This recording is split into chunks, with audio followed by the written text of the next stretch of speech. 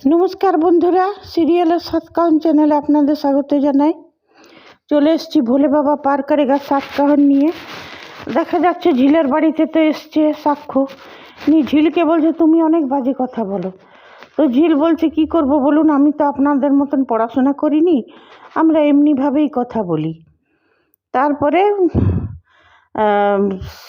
ঝিলকে বলছে যে সাক্ষ্য বলল যে ওকে অনেক সেবার মধ্যে থাকতে হবে, ও ওকে সুস্থ, ও খুব অসুস্থ, ওর শরীরে রক্ত অনেক কম আছে, ওকে টেক কেয়ার ভালো করে করতে হবে। তখন তারপরে নীলিকে বলল তুমি ওকে গরম দুধটা খাইয়ে দাও। নিয়ে এই কথা হতে লাগলো। তারপরে বলল যে আচ্ছা তোমরা কত টাকা পেলে? তখন ঝিল বলছে যে আচ্ছা কে আমাদেরকে দিল বলতো, এক বস্তির মেয়ে আমরা, ব্যান করছে, আমাদের জন্য কে এত দিল? যে দিয়েছে নামটাও জানতে পারলাম না। তো বলছে জানতে পারলে কি করতে? বলে জানতে পারলে ওনাকে ধন্যবাদ জানিয়ে আসতাম, আমাদের জন্য এত করলেন, এসবের কথা। তারপরে বলল যে বাবা তুমি যখন এসেই পড়েছ তখন তুমি অষ্টমঙ্গলার জোড়টা খুলে নিলে ভালো হতো। তখন ঝিল বললে একদম না, একদম তুমি এইসব করতে যাবে না। নিজের মাকে বলল, উনি যদি রাজিও হন আমি রাজি হব না। তখন সাক্ষ্য বলল কি ব্যাপার, মানে আমি যদি রাজি হই তাও তুমি রাজি হবে না? বলছে না। বলছে ঠিক আছে তাহলে তুমি যেটা চাও। তখন ঝিল বলছে আপনি কত চালাক বলুন, নিজে থেকে তো বলতে পারলেন না, আমি যখন যেই বললাম যে রাজি হব না অমনি আপনি সেইটাকে বলে দিলেন। আপনি সত্যি কথাটা বলতেন যে আপনি তো এই বিয়েটা মানেন না, তাহলে আপনি জোর করবেন কেমন করে? তারপরে দেখা গেল মেনকা এলো মিষ্টি নিয়ে, বললো বাবা তুমি আমাদের বস্তির জামাই প্রথম এসছো, মিনু তো কিপটে, ও তো খাওয়াবে না, আমি বড় দোকান থেকে নিয়ে এসছি তোমার জন্য মিষ্টি, একটু হলেও মুখে দাও। তো সাক্ষ্য বলে ঠিক আছে আপনি যখন নিয়ে এসছেন আমি একটু খাচ্ছি, করে একটু ভেঙে মুখে নিল। তারপরে বলছে ঠিক আছে এবারে আমি চলি, ওকে দেখবেন ভালো করে। তো বলে হ্যাঁ বাবা, আমাদের যেমন ক্ষমতা তেমনিই দেখবো। নিয়ে তারপর ঝিলকে বলছে তুমি খুব ঝগড়া করতে পারো তো। যে তখন বলছে আপনার মেয়ে খুব ভালো ঝগড়া করতে শিখেছে। তখন নীলি বলল কি করব বলুন, আমাদিকে, আমরা বস্তির তো, আমাদিকে সবাই অপমান করে, তো সেই জন্যে আমাদেরকে ঝগড়া করতে হয়। নিয়ে তারপরে বলল ঠিক আছে আমি তাহলে আসছি। নিয়ে বলছে যে হ্যাঁ তুমি তো আমাদের বাড়িতে, এরকম ঘরে তো তুমি থাকতে পারবে না বাবা। তখন সাক্ষ্য দেখলো ওদের বাড়ির চারিপাশটা, দেখলো সত্যি তো এমনিভাবে মেয়েটা থাকে কত কষ্টে, আর তা এর মধ্যেও আবার গান করে, নিজের লড়াই জারি রাখে, বাঁচার লড়াই। তখন ওর খুব খারাপ লাগলো।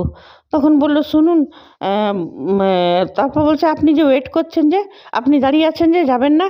বলছে আমি ওয়েট করছি, মহারানীর কতক্ষণে হয়, সাথে নিয়ে যাব। তখন বলছে সে কি?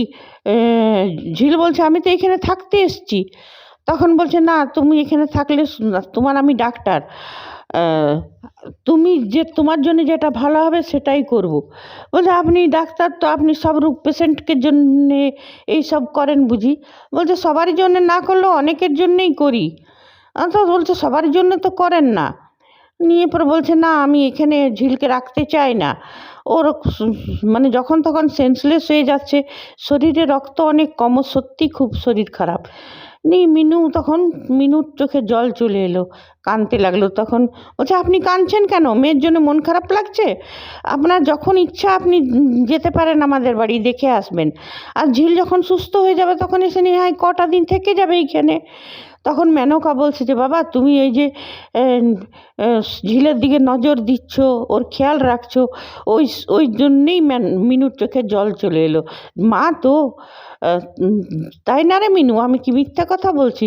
এই কারণেই মিনু কাঁদছে, তুমি ওকে অত খেয়াল রাখছো ঝিলকে নিয়ে। তারপরেও ঝিল বলছে আমি যাব না, আমি এখানেই থাকবো। তখন বলছে, নীলি বলছে যে ঝিল তুই বরং চলেই যা। যখন বলছে তোর বরাত করে বলছে, ওর বন্ধুরাও বলল ঝিল তুই চলে যা, হ্যাঁ সুস্থ হয়ে থাকবি। তখন ওর মাও বলল যে যা না রে মা, তোকে কত করে বলছে ডাক্তার, উনি ওইখানে যখন তখন অজ্ঞান হয়ে যাচ্ছে, সেইখানে তোর ঠিক মতন যত্ন হবে না, তুই যা। নিয়ে তারপরে ঝিল বলছে আমার মনে থাকবে, তোমরা আমাকে কেউ রাখলে না তো। তখন ওর বন্ধুরা বলছে হ্যাঁ রাখলাম না, তোর ভালোর জন্যেই রাখলাম না, তারপরে তুই যখন ঠিক সুস্থ হয়ে যাবি তখন এসে থাকিস। তারপরে আহ, ইয়ে ওকে সাক্ষ্য বললো যে তোমরা ওকে গাড়ি পর্যন্ত নিয়ে আসো, কেন ও খুব উইক, তো সেন্সলেস হয়ে যাবে, পড়ে যাবে। বন্ধুদেরকে বললো ঠিক আছে। তারপরে দেখা গেল ওরা যখন বাড়ি ফিরলো তখন সাক্ষ্যর বাবা সাক্ষ্যর মা ড্রয়িং রুমে বসে আছে, বলছে এই তো এসে গেছে এরা।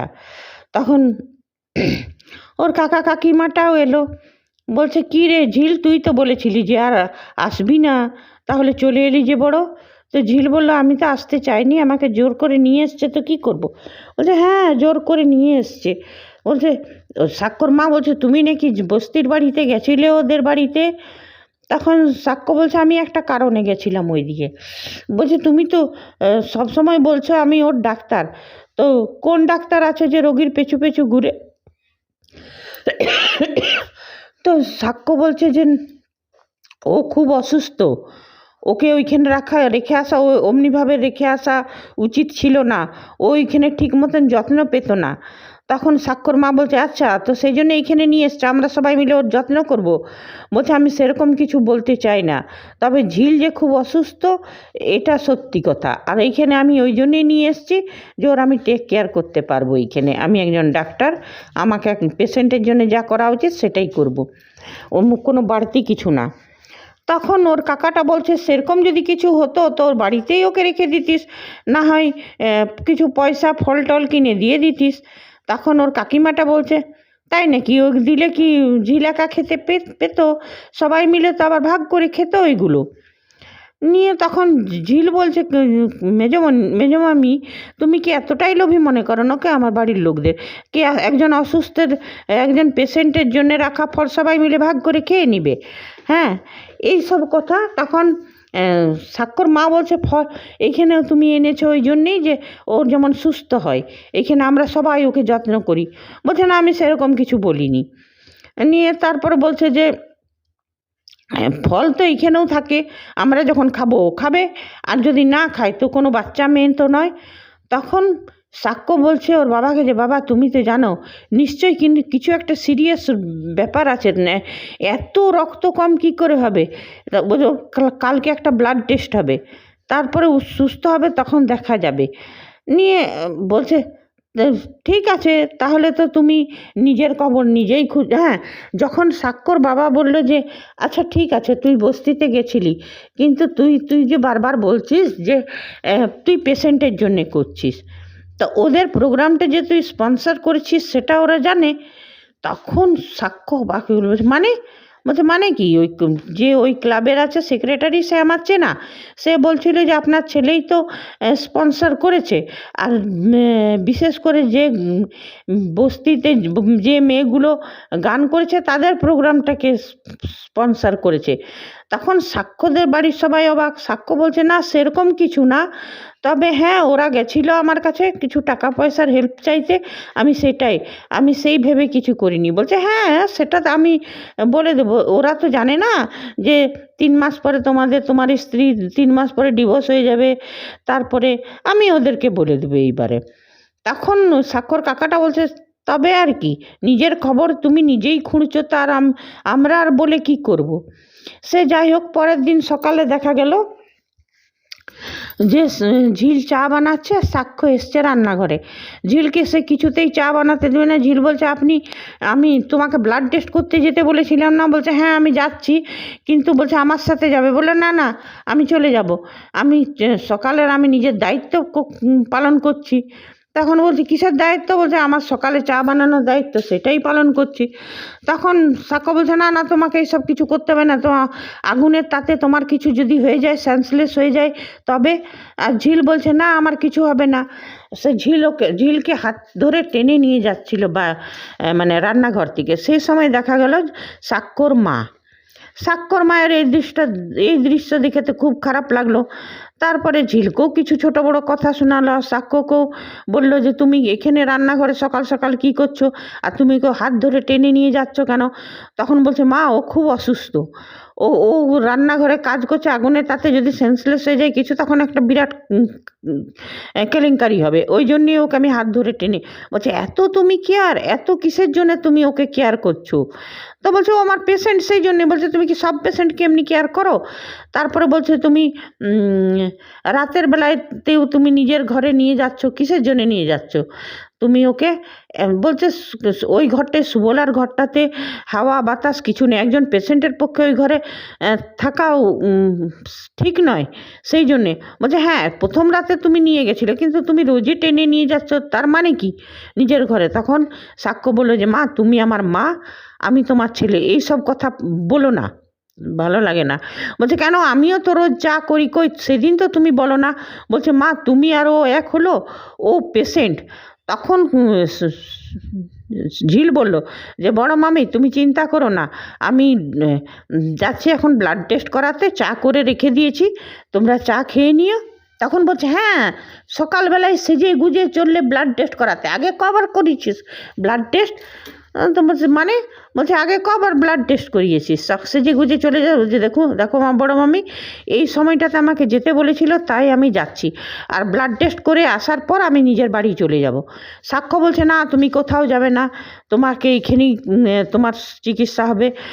তখন বলে যে দেখো মা, এই ঘরে যদি এই বাড়িতে যদি সবাই মিলে এমনি করে ঝিলকে, তাহলে তো আমি ওকে নার্সিংহোমে ভর্তি করতে বাধ্য হব। তখন আমি ওকে নার্সিংহোমে ভর্তি করবো। বলছে তাই করো, তুমি সেটাই করো। বলছে যে তোর এত কিসের দরদ এই মেয়েটার উপরে, এই মেয়েটার উপরে তোর কিসের দরদ? হ্যাঁ তুই ডাক্তার মানছিস পেশেন্ট, কিন্তু এত তুই দরদ দেখাচ্ছিস কেন? তোর বাবা এগুলো দেখলে খুশি হবে, কিন্তু আমরা বাড়ির লোক কেউ এটা মেনে নেবে না। সাক্ষ্য বলছে তুমি অমনি করে কেন চিন্তা করছো মা? মানে সাক্ষ্যর মাও এই জিনিসটা বুঝে গেছে যে সাক্ষ্য ওকে ভালোবেসে পেরেছে, খালি ঝিল আর সাক্ষ্য দুজনা বুঝতে পারছে না। তারপরে ঝিল বলল যে বড় মামি তোমার ছেলে তো এই দেশে থাকেনি, বিদেশে থেকেছে, এই দেশে কেমন করে থাকে, কেমন ট্রিটমেন্ট হয় এটা তো জানে না। তো হ্যাঁ, আর একটা কথা ঝিল বলেছিল যে আপনি আমাকে লিখে দিয়েছেন যে আমাকে কি কি খেতে হবে কি না, তো লিখে নিয়ে আপনি খালাস, এইবারে ব্যাস এবারে আমি ঠিক করবো যে আমি কি খাবো আর কি না। সেটা তখন সাক্ষ্যর মা বলেছেন হ্যাঁ ও তো ঠিকই বলেছে, তুই তো লিখে দিয়েছিস, এবারে ও খাবে কি না খাবে সেটা ওর ব্যাপার। তারপর সেইটাই ঝিল বলল যে তোমার ছেলে বিদেশে থেকেছে, এই দেশের হাল জানে না, তুমি এত চিন্তা করো না, আমি এখান থেকে চলে যাব, হ্যাঁ ব্লাড টেস্ট করে আসছি, চলে যাব। নিয়ে তারপর তো ঝিল চলে গেল। এইবারে আমি বলি, এইখানে দেখা যাচ্ছে শিল্পী হলেও যে সাক্ষর মায়ের মনটা যে খুব উদার সেটা রকম নয়। অবশ্য বস্তির মেয়েকে কেউ, তারপরে নিজের বাড়ির কাজের লোকের মেয়েকে কেউ বউ বলে স্বীকার করতে পারে না, কিন্তু একটা কথা, মা তো যতই হোক সাক্ষর মা, একটা মায়ের চোখেও ধরা পড়ছে না যে ঝিল কতটা অসুস্থ। এটা ঠিক নয়, এতটা মানে সমবেদনাহীন মানুষ দেখা যায় না। একটা মহিলা হয়েও বুঝতে পারছে না কেন ঝিলের মুখ ফ্যাকাশে এতটা অসুস্থ। আর সাক্ষ্যর বাবা এটা ঠিক করলো না, সবারই সামনে এই ঘটনাটা বলে দিল। হ্যাঁ, তাহলে এবার ঝিলকে আরও বেশি হেনস্থা হতে হবে। এই জায়গাটা এইখানে আমি সাক্ষ্যর বাবাকে সমর্থন করতে আমাদের দর্শকরা পারল না, কারণ এটা না বললেই ভালো করতেন যে স্পন্সরটা ও করেছিল। এইবারে আমি বলি, সাক্ষর বাবাও বুঝে নিয়েছে যে সাক্ষ্য মেয়েটাকে ভালোবেসে ফেলেছে, আর সাক্ষর মাও বুঝতে পারছে, কিন্তু সাক্ষর মা ভাবছে যে কোনো রকমে এখান থেকে ঝেড়ে ফেলা যাবে। এবারে আগে তো লেখিকার মর্জি, কী হবে সে দেখা যাবে। আর ঝিল কিন্তু বুঝতে পারছে না যে সাক্ষ্য ওকে ভালোবাসে, কিন্তু এটা বুঝতে পারছে যে কিসের জন্য কে টেক কেয়ার করছে, এটাও বুঝতে পারছে না। আর সাক্ষ্য সব কিছু জেনে বুঝেই ঘরের লোকের সামনে স্বীকার করতে চাইছে না। এইবারে আমরা দর্শকরা চাইব যে সাক্ষ্য স্বীকার করুক, আর ঝিলও সেটা বুঝতে পারুক, আর ওদের দুজনের মিল হোক। হ্যাঁ, সাক্ষ্যর বাড়ির লোকরা তো সব সময় ঝিলের হেনস্থা করবে, আর করছেও।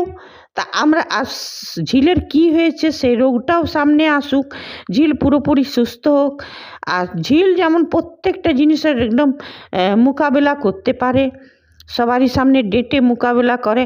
আর ঝিলের চরিত্রটা আমরা প্রতিবাদীই দেখতে চাই, ন্যাকা বকা কথা শুনতে লাগলো, অপমান সহ্য করা নায়িকাদের মতন দেখতে চাই না।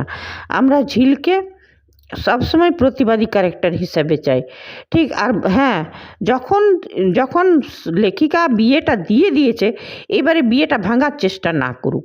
এইবারে একটা সিরিয়াল অন্তত দেখাক যে ওরা মিল হলো। হ্যাঁ, বাড়ির লোকে হয়তো অপমান করবে, বাড়ির লোক সহ্য করবে না, কিন্তু ঝিল আর সাক্ষ্য যেন এক থাকে, এদের সম্পর্কটা কেউ না ভাঙতে পারে। ঠিক আছে বন্ধুরা, আজ এতটাই। আবার চলে আসবো ভোলে বাবার সাতকাহন নিয়ে। এখন দেখব ঝিলের কি হয়েছে। আর বন্ধুরা, আপনারা যদি আমার সাথে সহমত থাকেন তো কমেন্ট করবেন, না থাকেন তাও করবেন, সাবস্ক্রাইব করবেন, লাইক করবেন। ধন্যবাদ, বাই।